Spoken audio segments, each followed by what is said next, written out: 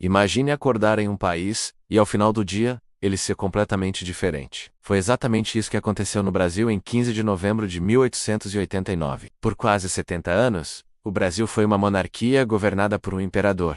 Mas em um único dia, tudo mudou. Como um império tão duradouro desmoronou tão rápido? Para entender essa virada na nossa história, precisamos voltar um pouco no tempo. O imperador era Dom Pedro II. Ele assumiu o trono ainda criança e governou por décadas. No início era visto como um homem culto, moderno, um símbolo de estabilidade. Mas o tempo passa, e o Brasil estava mudando. Cidades cresciam, a economia se transformava, e novas ideias começaram a surgir. E três grandes problemas começaram a abalar as bases do império.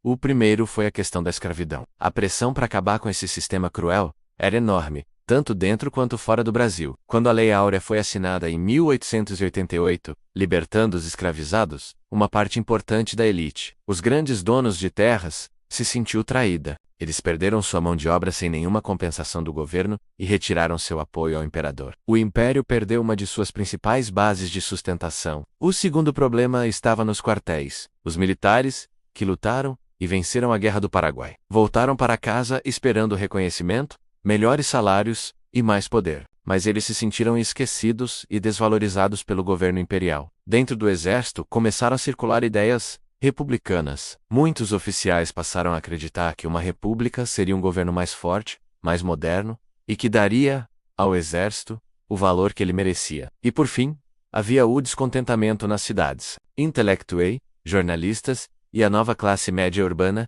viam a monarquia como algo ultrapassado. Eles olhavam para outros países, como os Estados Unidos e a Argentina, que já eram repúblicas, e queriam que o Brasil seguisse o mesmo caminho de progresso. A ideia de república, que antes era um sonho distante, ganhava cada vez mais força. Enquanto isso, Dom Pedro II, já idoso e doente, percebia o desgaste, mas não acreditava em uma ruptura. Ele confiava na força da monarquia. O que ele não sabia era que, nos bastidores, uma conspiração estava em andamento, e o nome central desse movimento era o Marechal Deodoro da Fonseca. Deodoro era um militar respeitado e até amigo pessoal do imperador, mas foi convencido por outros oficiais a liderar o golpe, que mudaria o Brasil para sempre. A ação começou na madrugada do dia 15 de novembro. No Rio de Janeiro, a então capital do país, tropas do exército saíram dos quartéis e marcharam em direção aos prédios do governo. Não houve uma grande batalha, não houve um grande derramamento de sangue. Foi uma operação rápida, quase silenciosa. As tropas cercaram os ministros do império,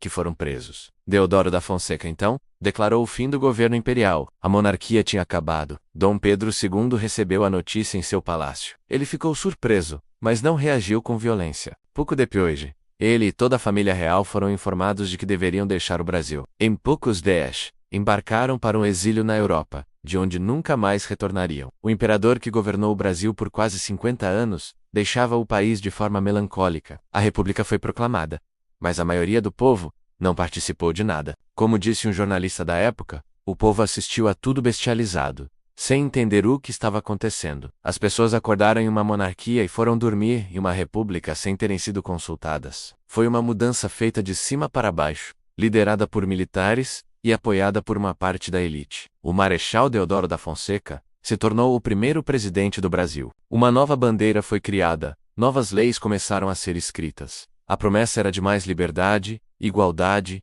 e ordem. Mas os primeiros anos da República foram extremamente difíceis. O país era imenso e desigual. Milhões de pessoas riquem, libertas da escravidão, não tinham terra, trabalho ou apoio do novo governo. As mesmas elites que mandavam no Império continuaram mandando na República. A instabilidade política era enorme. Revoltas explodiram em várias partes do Brasil. Disputas pelo poder entre os próprios republicanos marcaram o início do novo regime. A promessa de um país mais justo e democrático demoraria muito para se concretizar. O direito ao voto, por exemplo, continuou restrito a uma pequena parcela da população. Então, o que a proclamação da República realmente mudou na vida das pessoas comuns naquele momento? A verdade é que no dia a dia, pouca coisa mudou de imediato. A grande transformação foi política.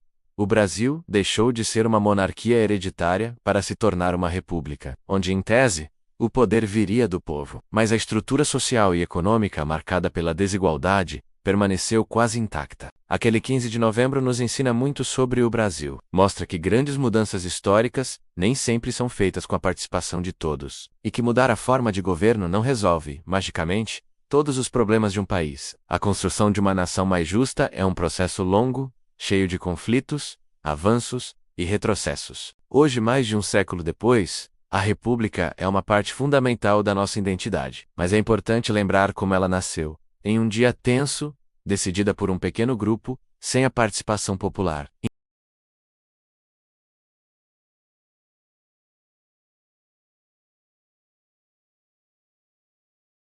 Os primeiros anos da República foram cheios de crises e conflitos, que moldaram o país que conhecemos, mas isso é assunto para o nosso próximo vídeo. Se você gostou de saber mais sobre esse momento crucial da nossa história, não se esqueça de deixar o seu like e se inscrever no canal. Comente aqui embaixo, na sua opinião, a proclamação da República foi um avanço para o Brasil?